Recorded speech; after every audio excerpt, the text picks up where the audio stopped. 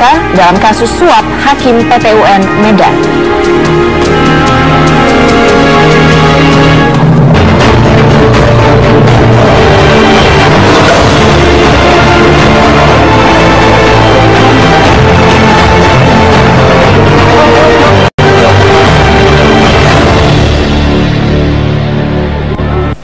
Setelah menjalani pemeriksaan lebih dari 5 jam, KPK akhirnya menahan pengacara kondang Oce Kaligis. Oce Kaligis ditahan setelah ditetapkan sebagai tersangka kasus suap Hakim PT UN Medan, Sumatera Utara.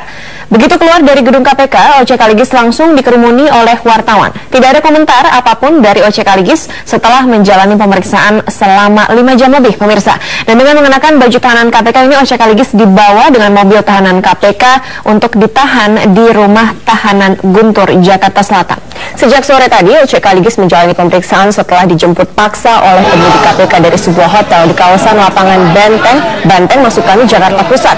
Penetapan tersangka Oce Kaligis menyusul 5 tersangka lainnya dalam kasus yang sama melalui operasi tangkap tangan di ruang pengadilan PT UN Medan, Sumatera Utara pekan lalu. Oce Kaligis disangkakan kasus suap berkaitan dengan sengketa antara Bendahara Umum Pemprov Sumatera Utara dengan Kejaksaan Tinggi. Sidang sengketa ini ditangani oleh PT UN Medan, Sumatera Utara.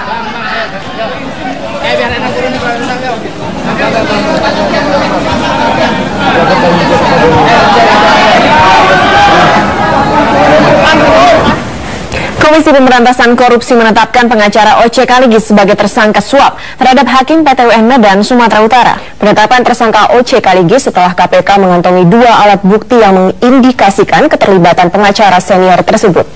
KPK menjemput paksa Oce Kaligis dari sebuah hotel di kawasan lapangan Banteng, Jakarta Pusat. Oce Kaligis tiba di KPK langsung menjalani proses pemeriksaan. Sampai berita ini kami turunkan, proses pemeriksaan terhadap tersangka Oce Kaligis masih berlangsung. Menurut pelaksana tugas pimpinan KPK, Johan Budi, KPK awalnya hendak memeriksa Oce Kaligis pada Senin kemarin. Namun yang bersangkutan tidak hadir dan akhirnya KPK menjemput paksa untuk memeriksa Oce Kaligis. Oce Kaligis diduga terlibat suap terhadap Hakim PT UN Medan. Penetapan status tersangka Oce Kaligis menyusul 5 tersangka lainnya dalam kasus yang sama.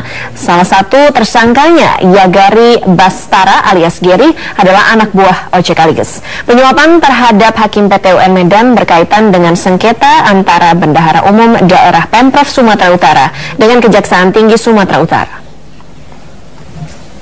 Awalnya kan dia kita panggil sebagai saksi, kemudian berikutnya ada gelar kemarin itu menghadap pemeriksaan terhadap saksi dan tersangka. Jadi ada tersangka diperiksa sebagai saksi, lalu kemudian itu tadi disimpulkan bahwa OJK diduga melakukan tindak pidana korupsi.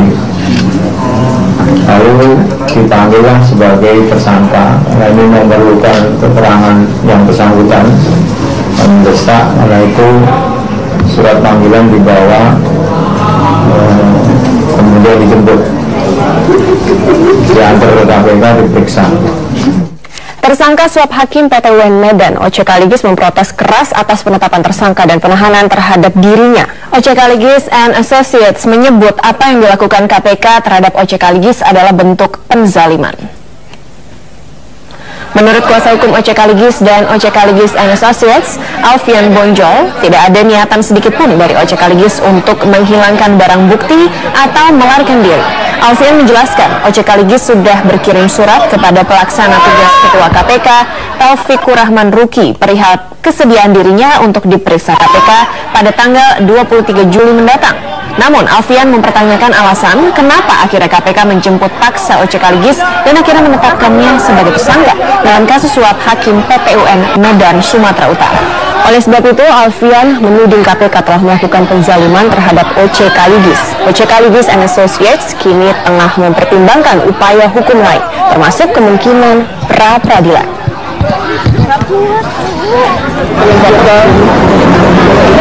Pak Kaligis baru dipanggil 1 kali, itu pun sebagai saksi, dan beliau kemarin sudah bertulis surat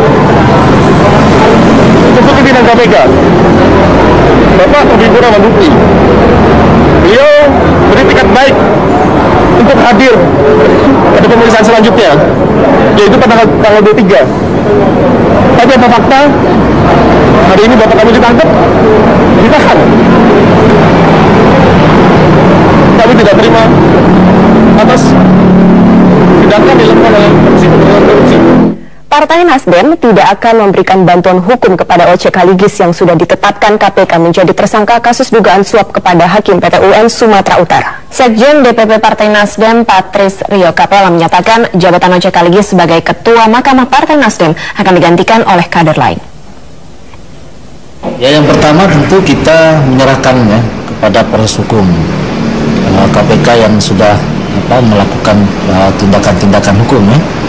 Seperti penahanan dan sebagainya. Oleh karena itu tentu kita menghormati itu.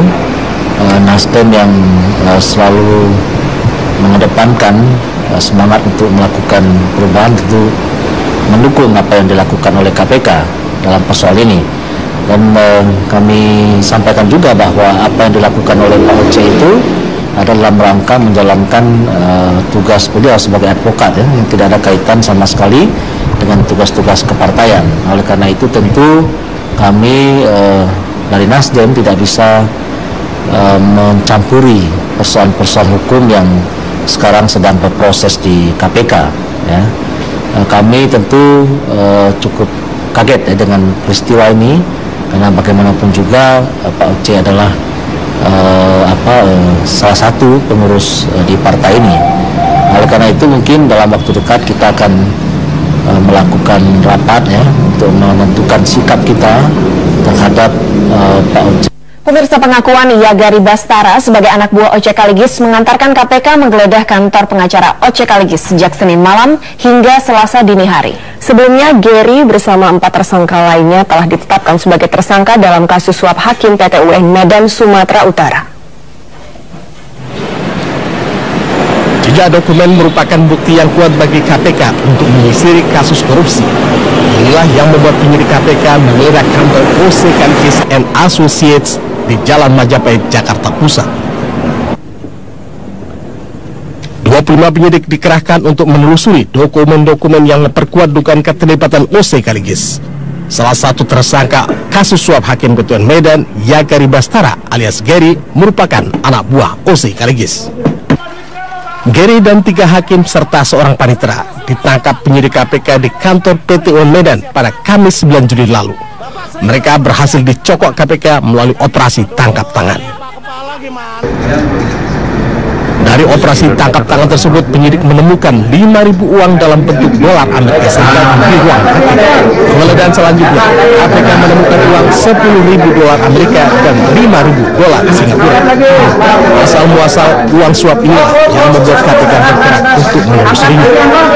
Menurut PLT Wakil Ketua KPK, Johan Budi, Senin kemarin KPK hendak memeriksa OC Kaligis, namun yang bersangkutan tidak hadir. Dengan mengantongi bukti yang kuat, KPK akhirnya Selasa siang menetapkan OC Kaligis sebagai tersangka. Pasal korupsi telah dikenakan terhadap OC Kaligis. Junto pasal 64 ayat 1, junto pasal 55 ayat 1 KUH pidana. OC Kaligis selama ini dikenal sebagai pengacara senior yang sering menangani kasus-kasus besar. Tim Liputan, Metro TV. KPK menyatakan masih terus mendalami dugaan keterlibatan Gubernur Sumatera Utara Gatot Pujo Nugroho dalam kasus suap Hakim Pengadilan Tata Usaha Negara Kota Medan, Sumatera Utara. Dan sejauh ini KPK sudah menetapkan 5 tersangka. Suap Hakim PT UN Medan juga menyeret nama Gubernur Sumatera Utara Gatot Pujo Nugroho. KPK berencana memeriksa Gatot pada 22 Juli mendatang seusai Lebaran. PLT Ketua KPK Taufikur Rahman Ruki menyatakan Gubernur Sumatera Utara Gatot Pujo Nugroho diduga terlibat dalam kasus ini karena menyalahgunakan wewenang dan terlibat pemberian suap. Suap yang diberikan melalui advokat M. Yagari Bastara Guntur ini dibagi kepada Ketua PT UN Medan Tripeni Irianto Putro, 2 Hakim PT UN Amir Fauzi dan Dermawan Juntin, serta 1 panitera PT UN Medan Syamsir Yusfan.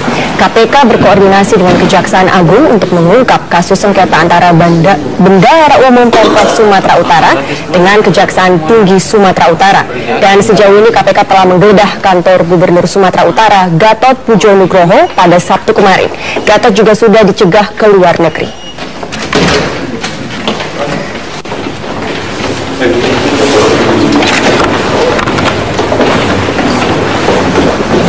Komisi Pemberantasan Korupsi akan terus mendalami dugaan keterlibatan Gubernur Sumatera Utara Gatot Pujo Nugroho dalam kasus suap hakim Pengadilan Tata Usaha Negara Kota Medan.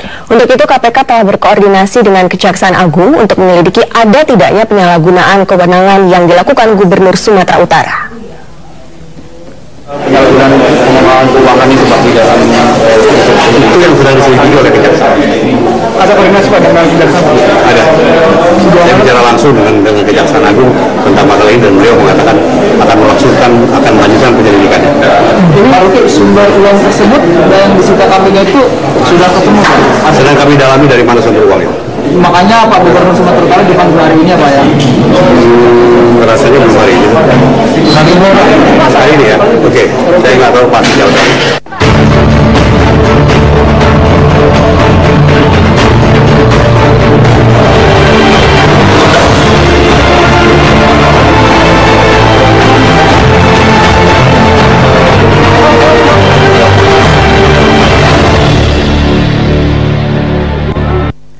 Penyidik tindak pidana korupsi Badan Reserse Kriminal Mabes Polri menetapkan Gubernur Bengkulu Junaidi Hamsyah sebagai tersangka dalam kasus korupsi Rumah Sakit Umum Daerah M. Yunus Bengkulu.